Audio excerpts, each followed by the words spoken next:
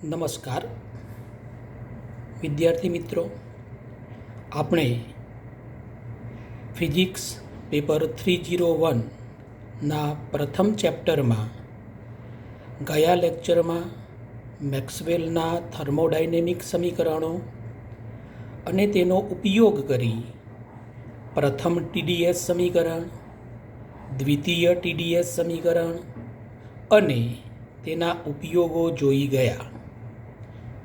હવે આ લેક્ચરમાં આપણે મેક્સવેલના થર્મોડાયનેમિક સમીકરણોનો ઉપયોગ કરી ઉર્જા સમીકરણો તારવીશું. અહીં ઉર્જા સમીકરણો પણ બે રીતે આપણે તારવવાના છીએ, જેમાં આપણે પ્રથમ ઉર્જા સમીકરણની શરૂઆત કરીએ. પ્રશ્ન આ રીતે પૂછી શકાય: પ્રથમ ઉર્જા સમીકરણ તારવો. આ માટે મિત્રો આપણે એક તંત્ર લઈશું, એવું તંત્ર લઈશું અથવા એવો પદાર્થ લઈશું જેને આપણે શુદ્ધ પદાર્થ કે થર્મોડાયનેમિક તંત્ર કહી શકીએ. આવું કોઈ પણ તંત્ર તેની બે સમતુલિત અવસ્થાઓ વચ્ચે જો સૂક્ષ્મ પ્રતિવર્તી ફેરફારો અનુભવતું હોય તો તેની આંતરિક ઉર્જામાં થતો ફેરફાર થર્મોડાયનેમિક્સના પ્રથમ નિયમ પરથી આપી શકાય. થર્મોડાયનેમિક્સના પ્રથમ નિયમ અનુસાર du dq - p × dv. અહીં આપણે dqની જગ્યાએ એન્ટ્રોપીને રજૂ કરતું પદ T × ds લીધેલ છે, જેને આપણે સમીકરણ નંબર 1 કહીએ. સમીકરણ 1 પરથી કદ સાપેક્ષ વિકલન કરી આપણે સમીકરણ 2 મેળવી શકીએ. સમીકરણ 1 પરથી કહી શકાય કે અહીં આંતરિક ઉર્જા U, એન્ટ્રોપી S અને દબાણ P ને તાપમાન T અને કદ Vના વિધેય તરીકે લઈ શકાય. જો તાપમાન અચળ હોય તો સમીકરણ 2નું અંશત વિકલન નીચેના સ્વરૂપમાં લખી શકાય. મિત્રો, અહીં સમીકરણ 2ને આપણે ફરીથી લખેલું છે, પરંતુ કૌંસ કરી તાપમાન અચળ છે તેવું દર્શાવવા માટે સફિક્સમાં T લખવાનો. હવે આ સમીકરણમાં આ પદ ∂S/∂V એટ કોન્સ્ટન્ટ T ને આપણે મેક્સવેલના સમીકરણ 3, જેને આપણે નંબર C વડે પણ ઓળખીએ છીએ, તેના વડે બદલીશું. મેક્સવેલ સમીકરણ C અનુસાર ∂S/∂V at constant T ∂P/∂T at constant V. આ કિંમત ઉપરના સમીકરણમાં મૂકતો મળતું સમીકરણ ∂U/∂V at constant T ∂P/∂T at constant V - P, જેને આપણે પ્રથમ ઉર્જા સમીકરણ કહીશું. ચલો મિત્રો, હવે આપણે પ્રથમ ઉર્જા સમીકરણનો એક ઉપયોગ લઈએ. પ્રશ્ન આ રીતે પૂછી શકાય: પ્રથમ ઉર્જા સમીકરણ લખો અને તેનો કોઈ એક ઉપયોગ જણાવો. અથવા બીજી રીતે પ્રશ્ન: પ્રથમ ઉર્જા સમીકરણ પરથી સાબિત કરો કે આદર્શ વાયુની આંતરિક ઉર્જા એ તેના કદ પર નહીં પણ તેના તાપમાન પર આધારિત હોય છે. તો આપણે પ્રથમ ઉર્જા સમીકરણ લખી દઈએ, જે સમીકરણ 1માં રજૂ કરેલ છે. હવે આ પદ અહીંયા આપણે બદલવાનું છે અને એ પદ આપણે આદર્શ વાયુને અનુરૂપ લેવાનું થાય. એટલા માટે આપણે આદર્શ વાયુનું અવસ્થા સમીકરણ લઈશું. અવસ્થા સમીકરણ અનુસાર PV = nRT. P કરતા કરી તેનું તાપમાન સાપેક્ષ અચળ કદે વિકલન કરતા nR/V આપણને સમીકરણ 3 મળે. આ સમીકરણ 3ની કિંમત સમીકરણ 1માં આ ભાગમાં મૂકતા T nR/V - P થશે. પરંતુ સમીકરણ 2 અનુસાર nRT/Vની જગ્યાએ P લખી શકાય, તેથી આ પદની જગ્યાએ P લખેલ છે. આમ કરતાં ∂U/∂V એટ કોન્સ્ટન્ટ T = 0, જેને આપણે સમીકરણ 4 કહીએ. મિત્રો, સમીકરણ 4 એ આંતરિક ઉર્જાનું કદ સાપેક્ષ વિકલન 0 દર્શાવે છે. મતલબ જો તાપમાન અચળ હોય તો કદની સાથે આંતરિક ઉર્જામાં ફેરફાર થતો નથી, જે આપણા પ્રશ્નમાં માગેલ જવાબ કહેવાય. આ રીતે પણ લખી શકીશું. અચળ તાપમાને આંતરિક ઉર્જાનું કદ સાપેક્ષ વિકલન શૂન્ય થાય છે, એટલે કે કદ સાથે આંતરિક ઉર્જા અચળ રહે છે. ચલો મિત્રો, હવે આપણે પ્રથમ ઉર્જા સમીકરણનો એક બીજો ઉપયોગ તપાસીએ. પ્રશ્ન આ રીતે પૂછી શકાય: પ્રથમ ઉર્જા સમીકરણ લખો અને તેનો કોઈ એક ઉપયોગ જણાવો, અથવા પ્રથમ ઉર્જા સમીકરણનો ઉપયોગ કરી સાબિત કરો કે વાસ્તવિક વાયુ માટે અચળ તાપમાને કદ વધતા આંતરિક ઉર્જા વધે છે. મિત્રો, અહીં પણ આપણે પ્રથમ ઉર્જા સમીકરણ લખીશું, જેને સમીકરણ 1 કહીએ. હવે અહીં વાસ્તવિક વાયુનો ઉલ્લેખ કરેલ છે, તેથી વાસ્તવિક વાયુને રજૂ કરતું અવસ્થા સમીકરણ લેવું પડે. આપણે 1 મોલ વાસ્તવિક વાયુ માટે અવસ્થા સમીકરણ લખીએ, જે આ પ્રમાણે છે: કૌંસમાં P + A/V², બીજા કૌંસમાં V - B = R × T. અહીં 1 મોલ લીધેલો છે, તેથી અહીંયા Nની જગ્યાએ 1 લખેલ છે. આ સમીકરણનું સાદુરૂપ આપી Pને કરતા કરો અને ત્યારબાદ ∂P/∂T એટ કોન્સ્ટન્ટ V સમીકરણ મેળવો. આ મળતી કિંમત સમીકરણ 3 મુજબ હશે, જે સમીકરણ 1માં આ પદની જગ્યાએ મૂકી દો. આમ કરવાથી ∂U/∂V at constant T = T × R/V - B - P. Therefore, ∂U/∂V at constant T = T × R/V - B. સમીકરણ 2 માંથી P ની કિંમત મૂકતા R × T/V - B + A/V². આ બે પદ સરખા હોવાથી ઉડી જશે, તેથી મળતું સમીકરણ નીચે પ્રમાણે થાય: ∂U/∂V at constant T = A/V², જેને આપણે સમીકરણ 4 કહીએ. હવે મિત્રો, જો આંતરિક ઉર્જા યુને આપણે T અને Vના વિધેય તરીકે લઈએ, એટલે કે U = f(T&V), તો તેનું વિકલન કરવાથી નીચે મુજબનું પદ મળે. આ પદની જગ્યાએ આપણે અચળ કદે વિશિષ્ટ ઉષ્મા CV લખી શકીએ. ∂U/∂V એટ કોન્સ્ટન્ટ Tની કિંમત સમીકરણ 4 માંથી અહીંયા લખી દઈએ. આ સમીકરણ સમગ્ર પ્રક્રિયા પર લેવા માટે દરેક પદનું સંકલન લેવું પડે. આમ કરતાં મળતું સમીકરણ U = સંકલન CVdt + સંકલન A/V²dV. આ પદનું સંકલન કરતાં મળતું સમીકરણ U = સંકલન CVdt - A/V + C. અહીં C એ સંકલનનો અચળાંક છે, જેને આપણે સમીકરણ 5 વડે દર્શાવીશું.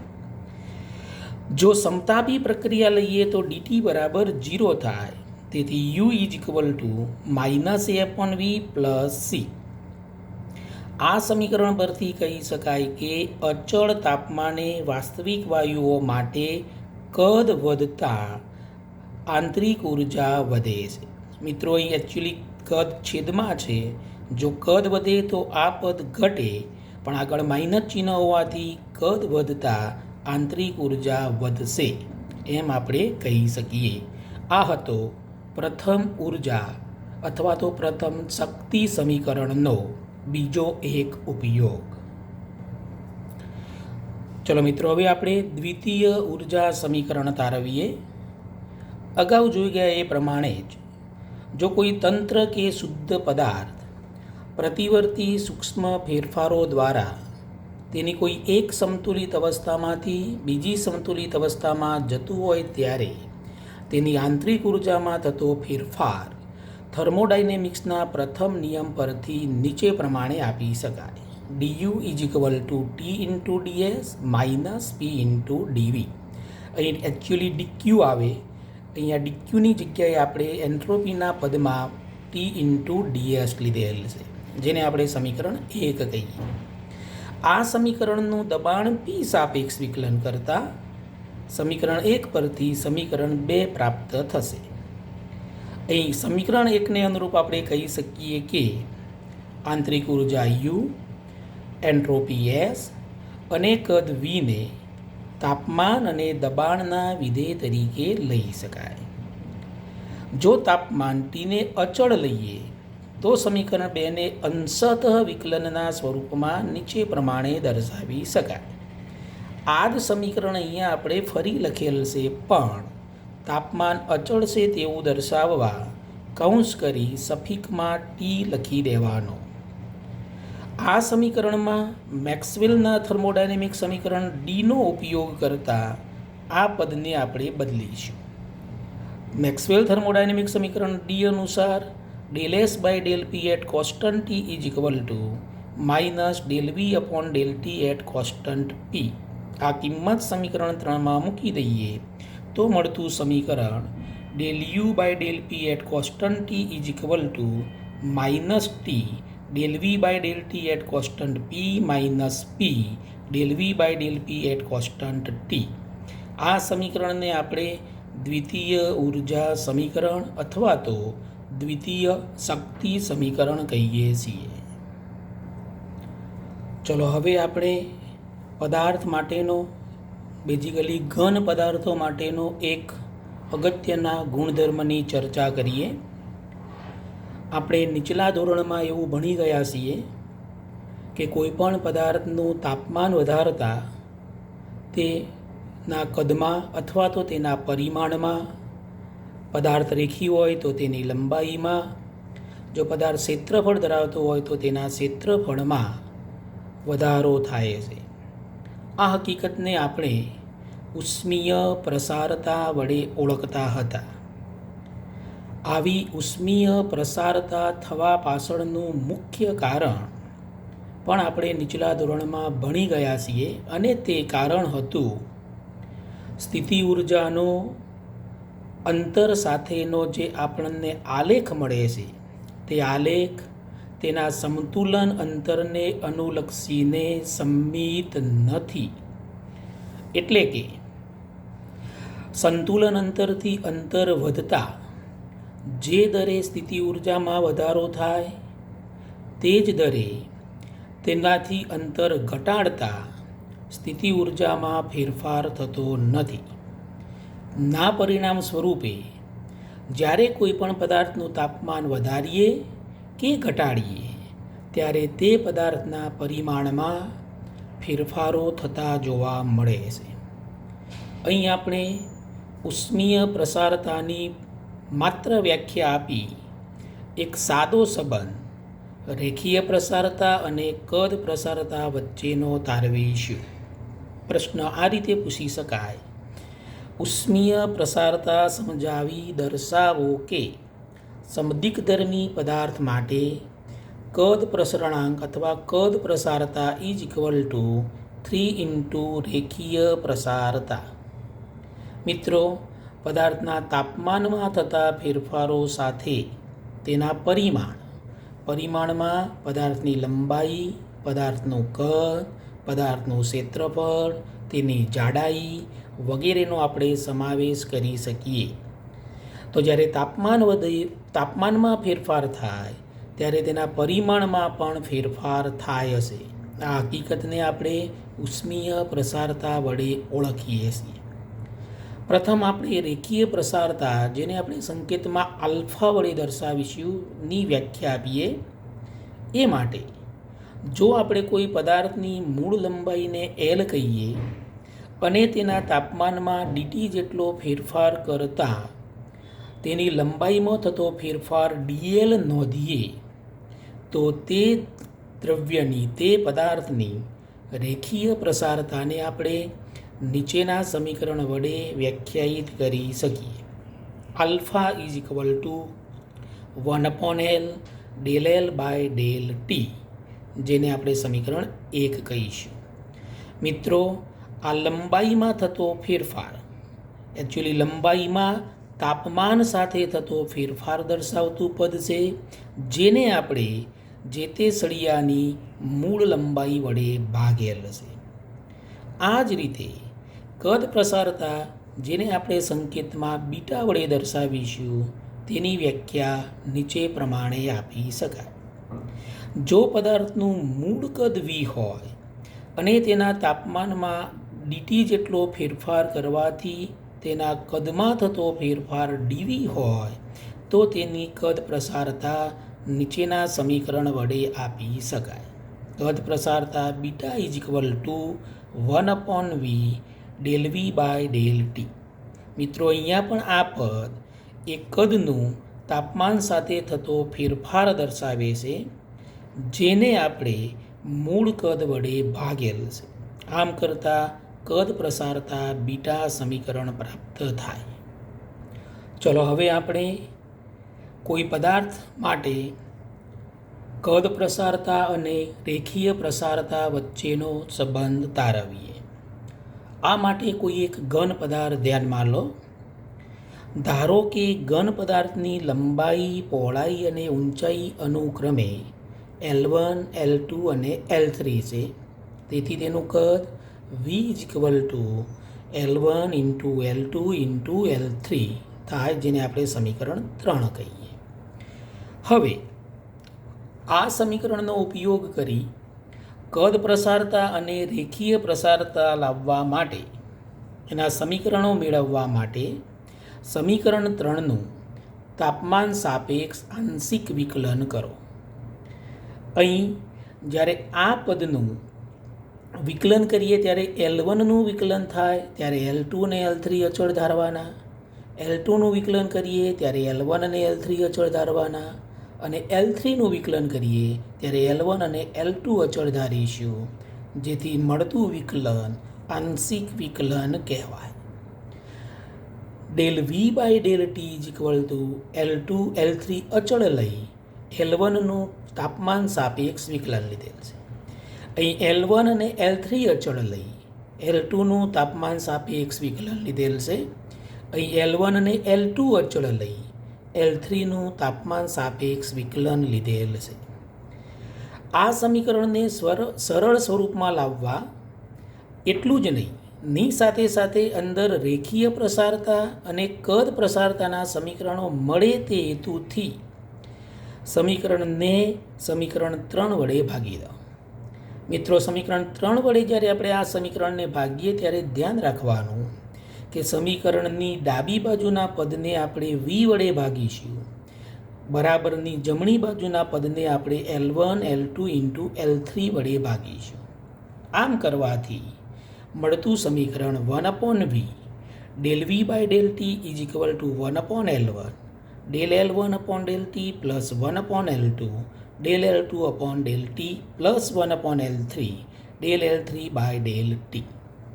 મિત્રો, કદ પ્રસરણાંક અને રેખીય પ્રસારતાના વ્યાખ્યા અનુસાર આ સમીકરણને સંકેત સ્વરૂપમાં લખતા કદ પ્રસારતા ઇઝ ઇક્વલ ટુ બીટા. આ પદ એ લંબાઈને અનુરૂપ રેખીય પ્રસારતા, જેને આપણે α1 કહીએ. આ પદ પહોળાઈને અનુસાર રેખીય પ્રસારતા, જેને આપણે α2 કહીએ. અને આ પદ ઊંચાઈને અનુરૂપ રેખીય પ્રસારતા, જેને આપણે α3 વડે દર્શાવીએ તો beta is equal to α1 plus α2 plus α3 સમીકરણ 4 મળે. અહીં α1, α2 અને α3 એ પરસ્પર લંબ એવી 3 દિશાઓમાંના પદાર્થના રેખીય પ્રસરણાંકો છે. અહીં આપણે પદાર્થની લંબાઈ, પહોળાઈ અને ઊંચાઈ એટલે કે સમઘન ધારેલ છે, અને સમઘન માટે લંબાઈ, પહોળાઈ અને ઊંચાઈ ત્રણેયની દિશા એ પરસ્પર લંબ હોય. જો આપણે લીધેલો પદાર્થ સમદિગ્ધર્મી હોય, એટલે કે એવો પદાર્થ કે જેના દરેક દિશામાં ગુણધર્મો સમાન હોય. અહીં દરેક દિશામાં ગુણધર્મો સમાન હોવાથી α1, α2 અને α3ના મૂલ્યો સમાન થાય. તેથી આપણે α1 બરાબર α2 બરાબર α3 બરાબર આપણે કોઈ કોમન પદ આલ્ફા ધારી લઈએ અને આ કિંમત સમીકરણ 4માં મૂકી દઈએ તો beta is equal to alpha plus alpha means beta is equal two 3 alpha એટલે કે કદ પ્રસારતા ઇઝ ઇક્વલ ટુ 3 ઇન્ટુ રેખીય પ્રસારતા સાબિત થાય. મિત્રો, હવે આપણે જે તે ઘન પદાર્થની રેખીય પ્રસારતા માપવા માટેની જુદી જુદી રીતોની ચર્ચા કરીશું. પ્રથમ આપણે રેખીય પ્રસારતા માપવાની શક્ય જુદી જુદી રીતોના નામ નોંધીશું. ત્યારબાદ દરેક રીતને અનુલક્ષીને થોડી આ ડિટેલમાં ચર્ચા કરીશું. પ્રશ્ન આ રીતે ટૂંકમાં પૂછી શકાય: ઘન પદાર્થની રેખીય પ્રસારતા માપવાની જુદી જુદી રીતોના નામ આપો. તો આ રીતોના નામ નીચે પ્રમાણે છે. નંબર 1, એક્સરેના વિવર્તન દ્વારા. નંબર 2, દ્રશ્ય પ્રકાશના વ્યતિકરણ શલાકાઓના અભ્યાસ પરથી. નંબર 3, વિદ્યુત સંગારક, જેને આપણે કેપેસિટર કહીએ છીએ, ના કેપેસિટન્સમાં થતા ફેરફારથી.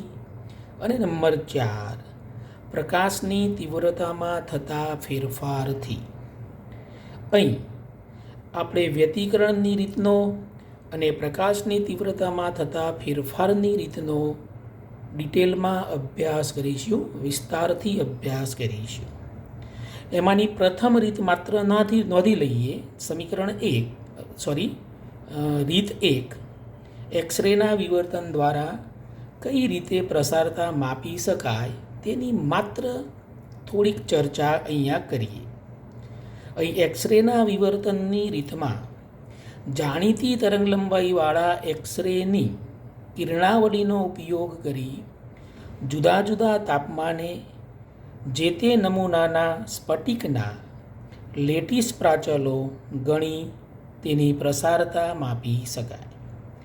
મિત્રો, જે તે સ્ફટિકના લેટિસ પ્રાચલોની ચર્ચા પણ આપણે અગાઉના ધોરણમાં ભણી ગયા છીએ, જે સ્ફટિકમાં રહેલા 2 ક્રમિક પરમાણુઓ વચ્ચેના અંતરોને રજૂ કરે છે. બાકીની રીતો આપણે હવે પછીના લેક્ચરમાં જોઈશું. ધન્યવાદ.